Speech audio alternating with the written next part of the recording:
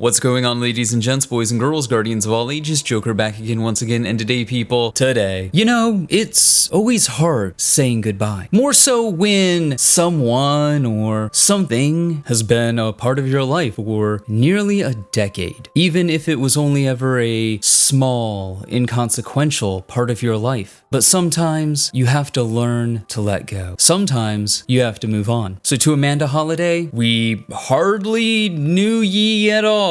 Oh, what? Did you guys think I was talking about me and Destiny?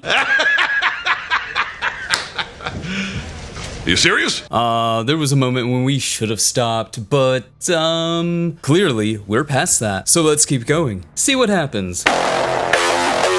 Now, if I might start this video being a little overly self-indulgent and engage in what we'll call a little ADHD-fueled waffling on for a moment, I find that people often mistake amusement and morbid curiosity with an intellectual property, video game, thing, piece of media, with hate and anger and frustration based on whether or not they agree with what you have to say or not. I believe that there are 3 stages to being a Destiny fan. The first stage is a river in Egypt called denial. At this stage, fanboys believe that Bungie can do no wrong and Destiny is the greatest game that has ever been made. These people probably haven't played a lot of games. On the flip side, you do have people whose love for Destiny has turned into hate and anger, and now all they want is for Bungie to fail, because Destiny is a hollow shell of what it truly could be. And then you have people like me who have reached true enlightenment, the nirvana, the Shangri-La of Destiny. One might even say paradise found in the flames of a raging dumpster fire, where you ask yourself out of morbid curiosity questions like, can this get any worse? What's going to happen next?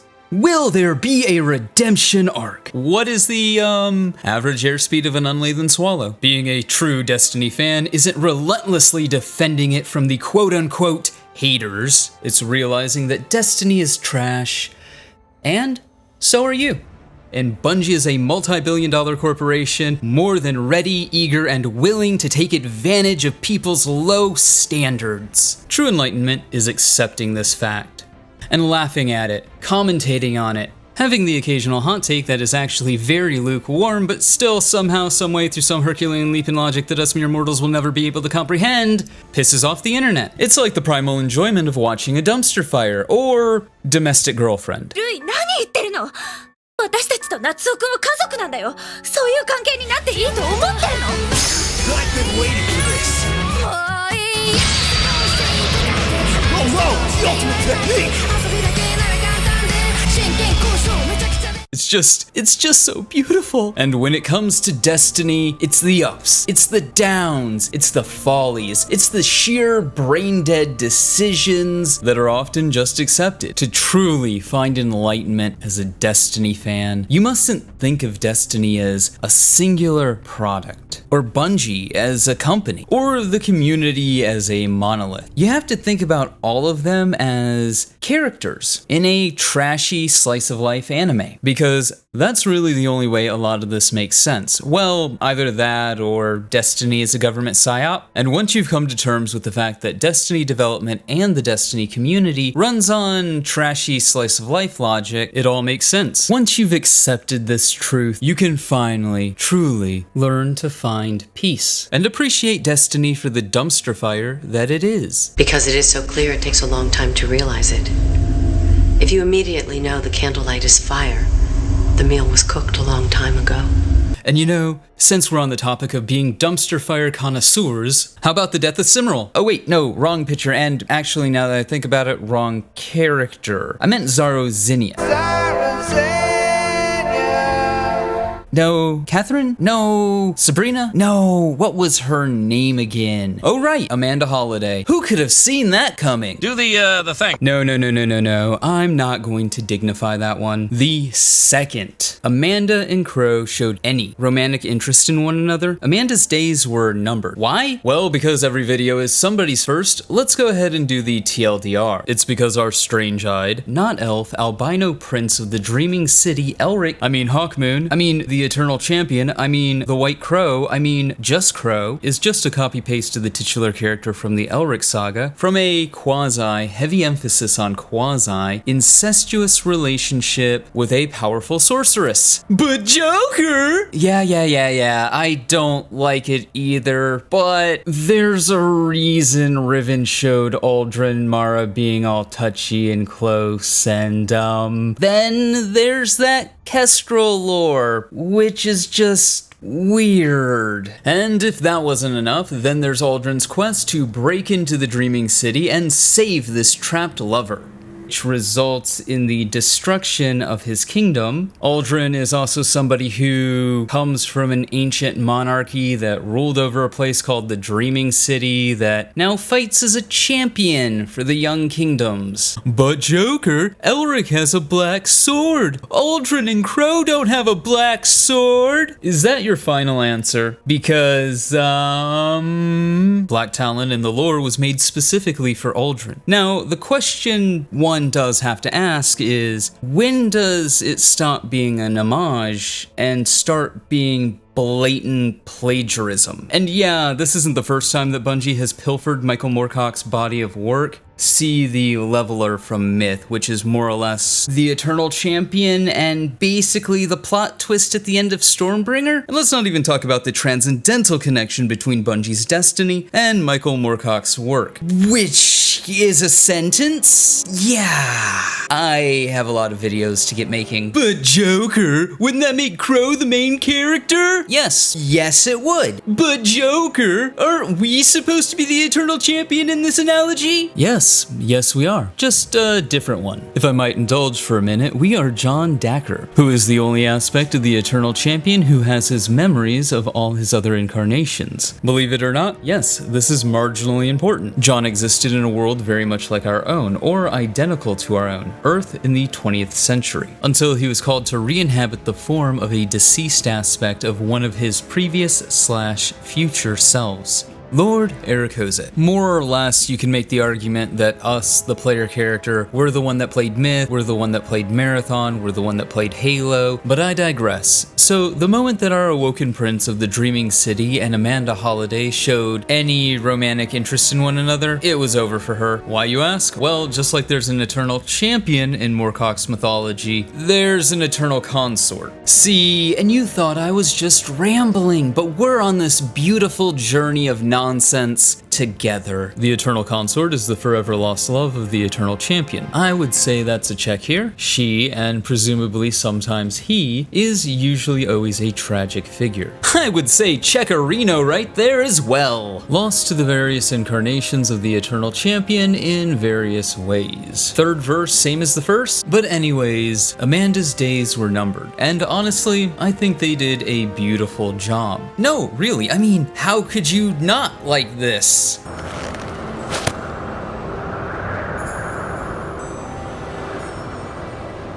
Oh, do not look at me so.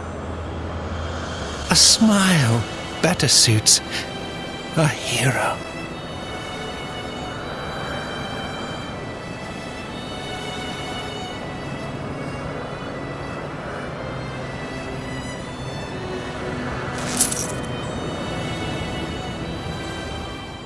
I cry every time. Oh wait, that's not what happened. That's not what happened at all. We got...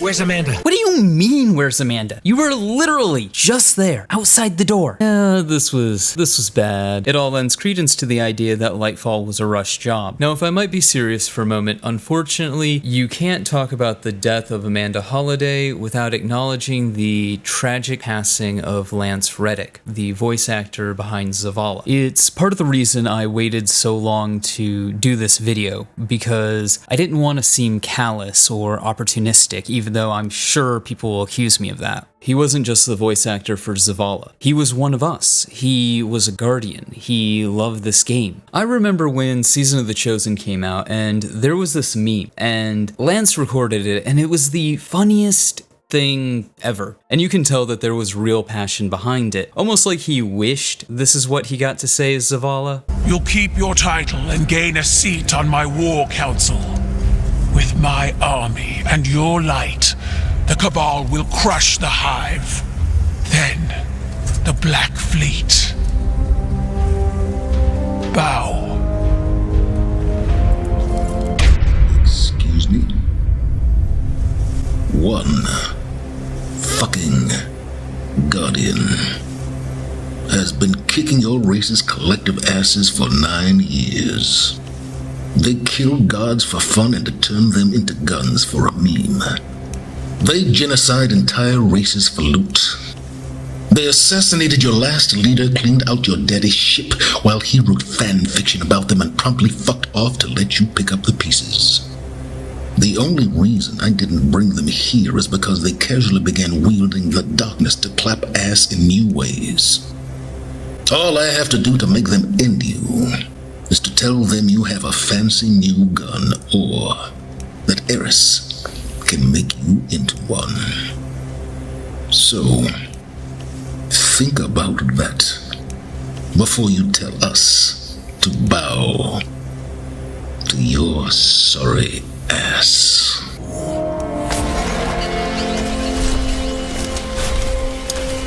There is always going to be an aspect of selfishness when talking about these sort of things, because we, the average fan, didn't know him. And so we're grieving over losing somebody who was a part of something that we enjoy. So I won't say more on the subject than necessary, simply because I have no right to. It is Lance's heartbreaking performance that carries the emotional weight of these scenes.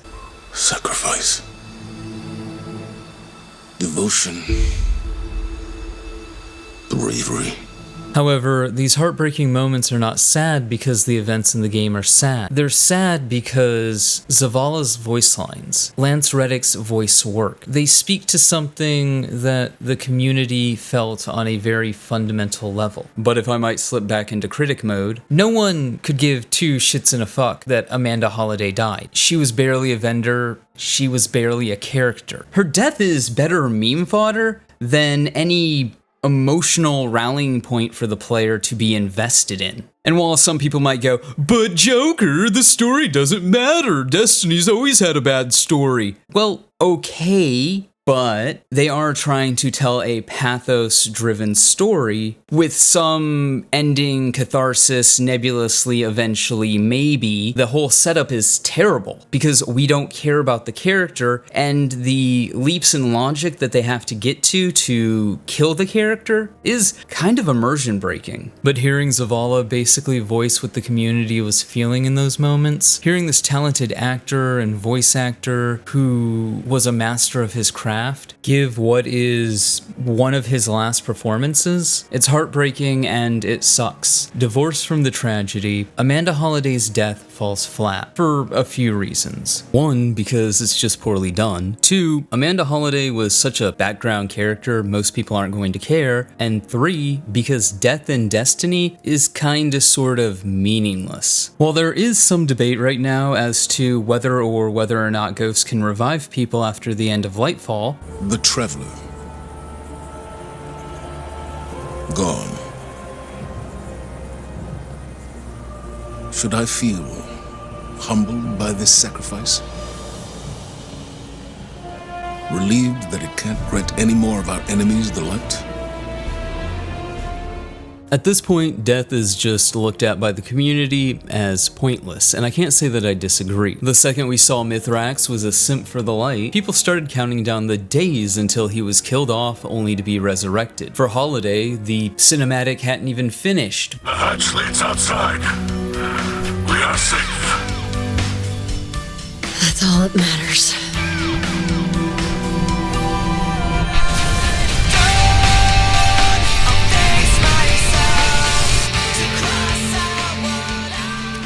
Before people were like, oh yeah man, it's alright, she'll be back, give it 5 minutes, or the end of the season. And even though you're not the quote-unquote same person as when you died, we know through Savathun and Crow that your personality remains largely intact. And we also know via Savathun and Crow, memories, well, they can be returned. With Savathun, it seemed like a full-on return. Whereas with Crow, there's no Aldrin personality. It's more like he's remembering a book or a movie. And yet, while it may or may not be mechanically possible in the universe at this time, I think it would be downright hack writing if they brought her back. So we're told at the end of Lightfall that the Traveler can no longer give the light to our enemies. Well, if we look back at the long history of Destiny, the only time that the Traveler has given light to our enemies was in Witch Queen, when unpartnered ghosts decided to revive the Hive. This would imply that ghost resurrections are off the table, as channeling of the light is only one part of the process. The Guardian, or Lucent Hive, or presumably any other species that were to be revived, needs to have a spark of light. This is what I assume it means to be chosen by the Traveler, but ultimately the ghosts decide who they want to be their partner. However, like I said, that potential partner has to have that spark of light.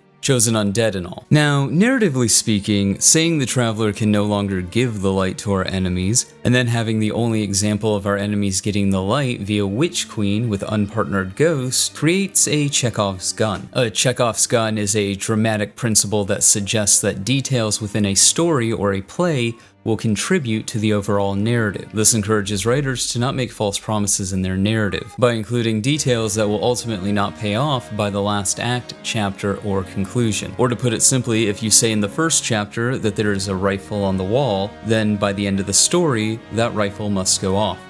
Saying the Traveler can't give the light anymore only to go, nah, never mind, is bad writing. It removes what little dramatic tension there is. Bungie, if they were clever, could play into the idea that the Guardians that we have now is it, until we quote-unquote save the Traveler in the final shape, however that ends up looking. But until then, there can be no new Guardians. And then, they need to start killing off Guardians in mass. We're talking Great Disaster 2.0 every other weekend.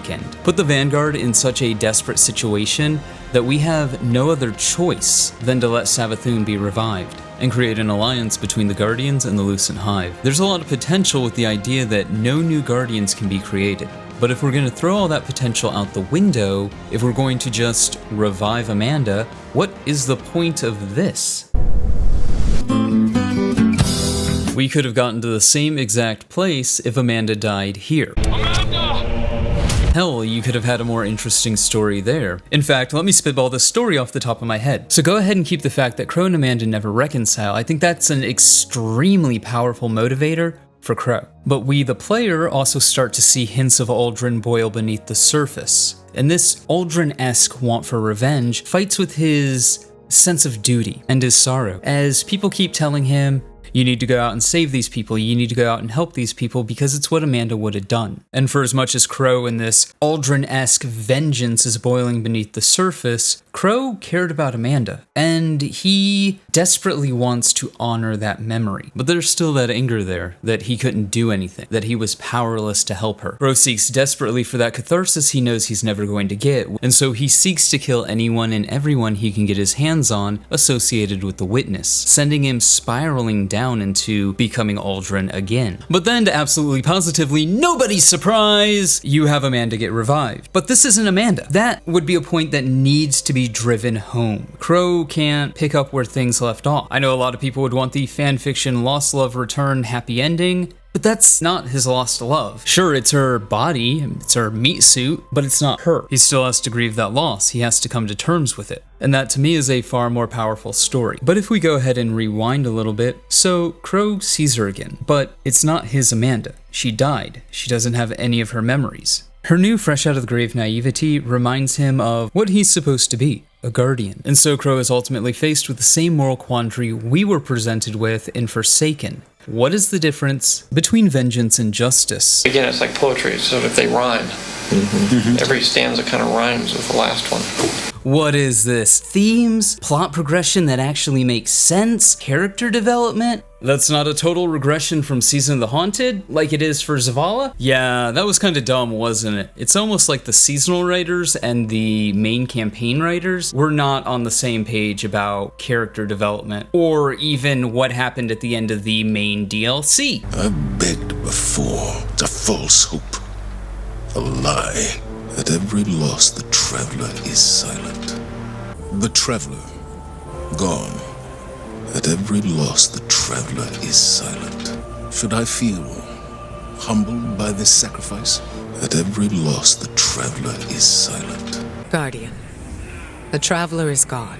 At every loss, the traveler is silent. The witness has transformed the traveler. But that's not what we got. Not even remotely close. Instead, we got this rush, ham-fisted, everybody just walks into a trap. And we, the hero, the guardian, the not main character, were locked out. We also apparently didn't see fit to go into the room that we knew Amanda was in after it exploded and somehow didn't know what was going on. Where's Amanda? Also, we knew that this was a Shadow Legion trap. Why didn't we just send in a metric fuckload of guardians? She died doing what was necessary to protect the people of the city. She didn't do it out of obligation or circumstance. Did she though? Or is this just bad writing? Why did we let the pet mortals run around like they're actually doing something and not just getting in the way and gearing up for the inevitable? Oh no, the pet mortal wanted to do field work and got killed. Who could have seen that coming? Gotta really drive home that fight for humanity. We saw it with Rohan's death, and if you somehow, someway, through some Herculean leap in logic that us mere mortals will never be able to comprehend, missed it, then Bungie proceeded to beat you over the head with Amanda's death. And in both instances, the death is contrived. With Rohan, nothing we have, nothing we can do can destroy the radial mass, but a non-paracausal explosion works just fine. We couldn't have waited 5 seconds. We'd cleared the room, there were no more enemies coming, and clearly, we get back to Nimbus with no problems. Really? I call bullshit. Sounds like the writers wrote themselves into a corner, and this was all they had. Which Lightfall is full of. I mean, that ending. Oh, we won! We saved the day! But actually not, because Bungie wrote themselves into a corner, and the player needs to lose, but not feel like they lost, but also feel like they lost. Because they lost narratively, but they had to fight a boss fight, and they had to win the boss fight. So, Deus Ex Ghost Possession that we conveniently forgot was a thing. And hey, you know what? That has been established. It was established earlier in the campaign. But this possession works at the speed of plot, like a timely exposition dump, or to make us lose. Except, why not do the most logical thing imaginable? Why not possess our ghost the second we enter the arena? Have it connect with the Veil, self-destruct our ghost, or kill our ghost, have Callus kill us, Bob's your uncle.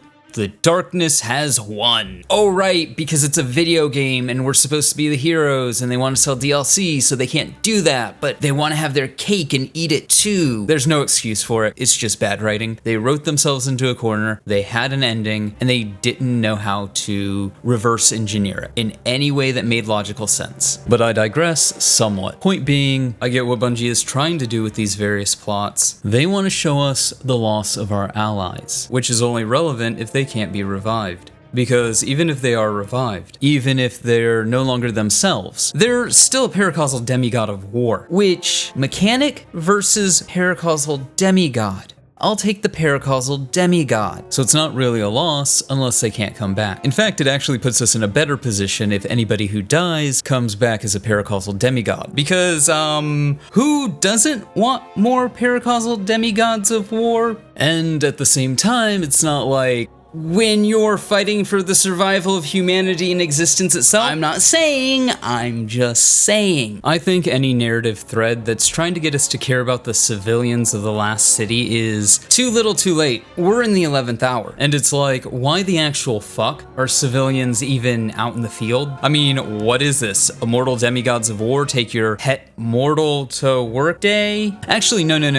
Let's back this up even further. Let's back the fun bus back the fuck up. Okay. Why exactly is the pilot here who's skilled at dogfighting and would be more valuable keeping the Shadow Legion money gang away while Mithrax is the one running around hacking and freeing prisoners? Actually, no. Let's go even deeper into how stupid this is. Why the actual categorical sugar-frosted fuck is Mithrax not the one hacking things? He has 3 personality traits: simping for the light, hacking things, and shame. Why is he not the one hacking the security systems? Why is the pilot the one hacking the security system like it's a 1997 Honda Accord? Pardon my ignorance, but shouldn't the pilot be the one piloting? You know, like in every heist movie ever, the driver doesn't go into the bank with the robbers. They stay in the car because they're the getaway. Or, you know, in lieu of that, because sending the mortals in is kind of fucking dumb. Shouldn't we have an army of immortal demigods running in and freeing the prisoners? See what I mean about reverse engineering the plot? The writers started with the premise that Amanda had to die, and then reverse engineered the plot from there. This is what's called an idiot plot. An idiot plot is a plot which is kept in motion solely by the virtue of the fact that everybody involved is an idiot. For Season of Defiance's story to work, everybody just kind of sort of has to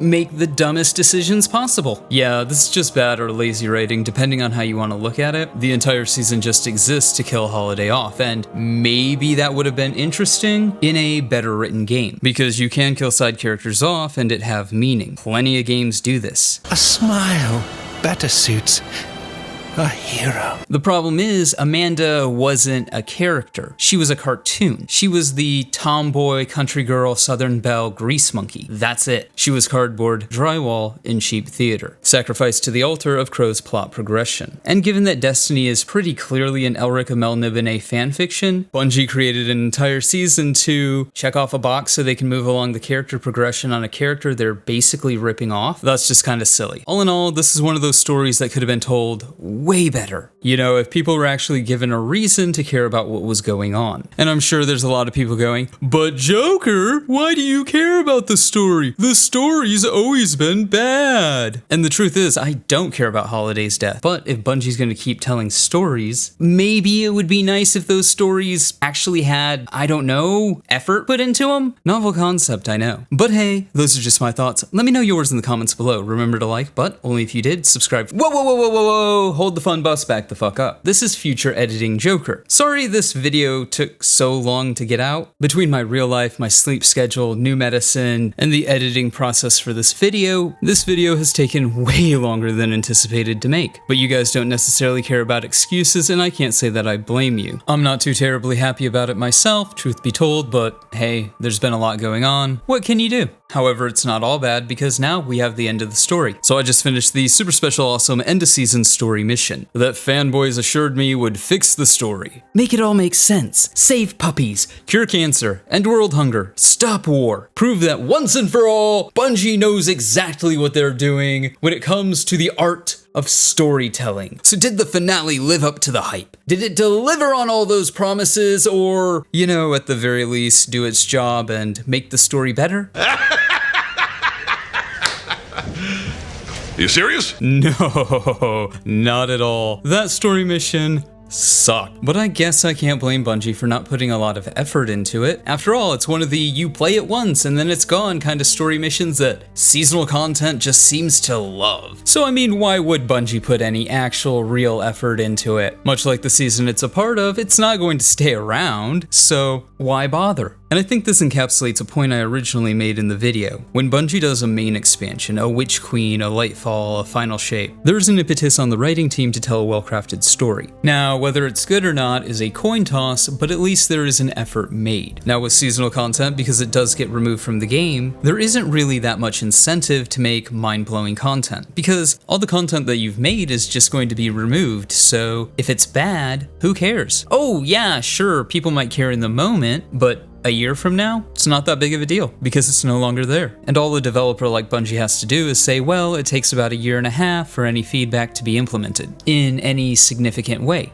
Knowing full well that all they have to do is drop a 30-second trailer and hype will ensure that any controversy goes down the memory hole. All in all, the mission sucked, the season sucked, the story sucked, the killing off of Amanda was pointless. It's not even one of those things where you can go, but Joker, you have to wait and see what Bungie will maybe eventually do with it. One, that's just bad and or lazy storytelling. Two, one of two things are gonna happen. Either she comes back and we do the whole Crow thing again, or two, she doesn't come back and Crow is just angsty about it. And Zavala will keep blaming himself because reasons, even though he was supposed to have gotten over that in Season of the Haunted. Okay, neither one of those are particularly interesting sounding, you know, in the face of the cosmic horror story that we more or less put on pause for a year. But hey, those are just my thoughts. Let me know yours in the comments below. Remember to like, but only if you did. Subscribe for more. Feel free to donate to my Patreon if you're feeling particularly generous. And above all else, stay frosty.